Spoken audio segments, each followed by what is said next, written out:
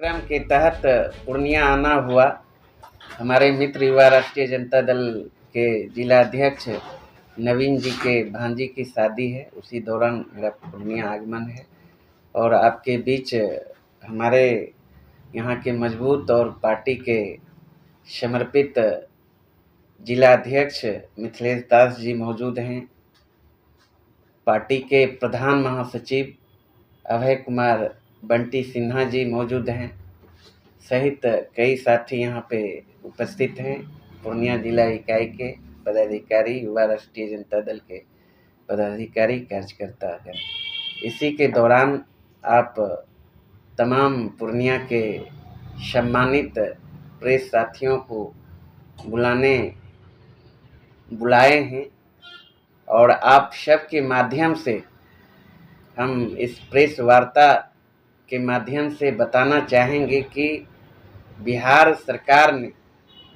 जो कि लंबे आंदोलन के बाद आदरणीय राष्ट्रीय अध्यक्ष, हम सबों के नेता, गरीबों के मसीहा, राजद प्रमुख लालू प्रसाद यादव जी, आदरणीय बिहार के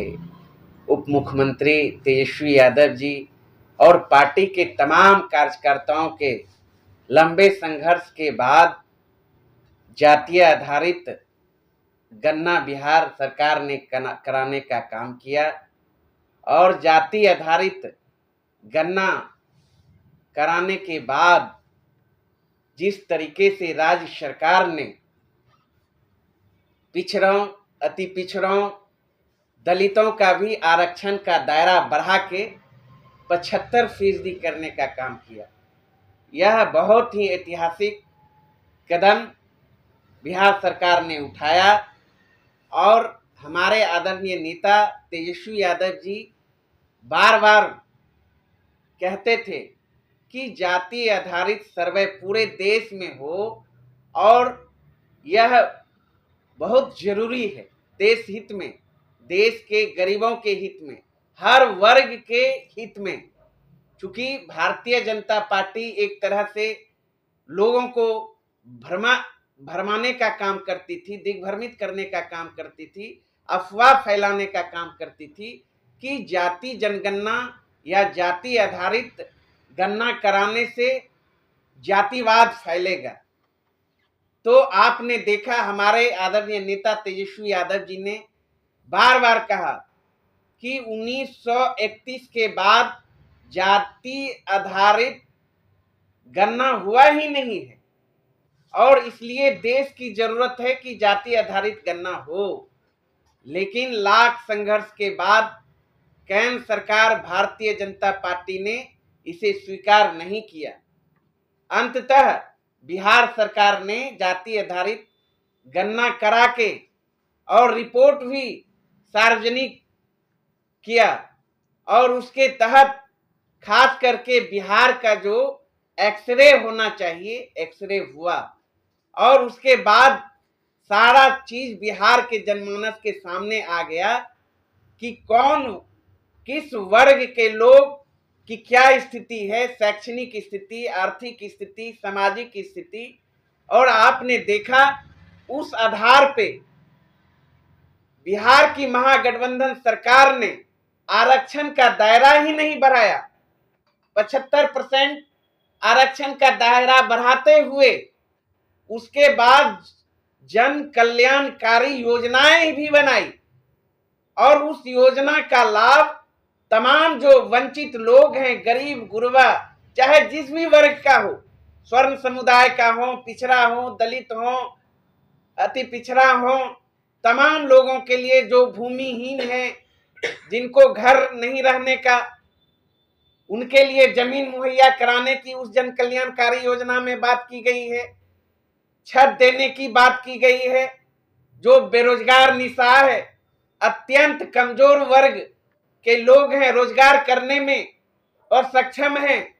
उन्हें 2-2 लाख रुपया रोजगार करने के लिए भी सहायता करने की बात की गई है। बहुत सारी बातें की गई है और आपको पता होगा कि सारी बातें, सारी योजनाएं जो बनाई गई है,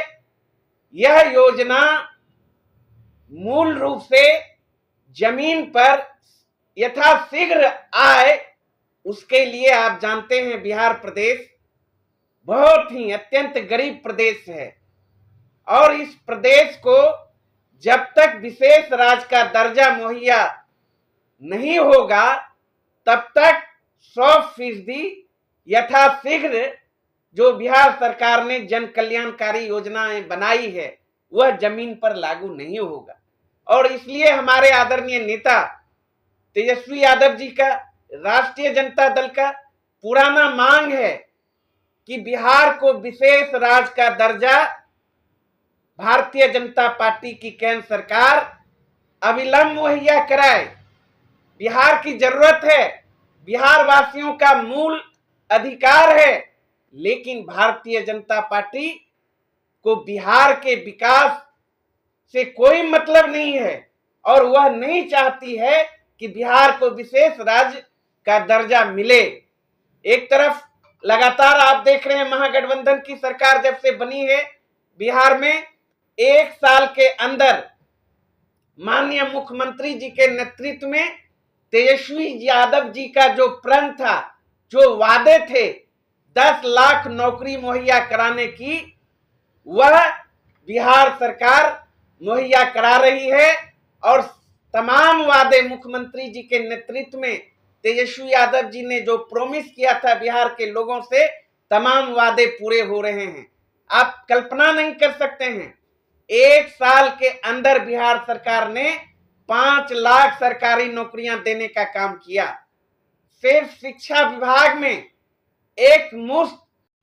ऐसी ही खबरों के लिए करें से 24 लाइव को सब्सक्राइब, साथ ही साथ दिए गए बेल आइकन को भी दबाएं। Thank you.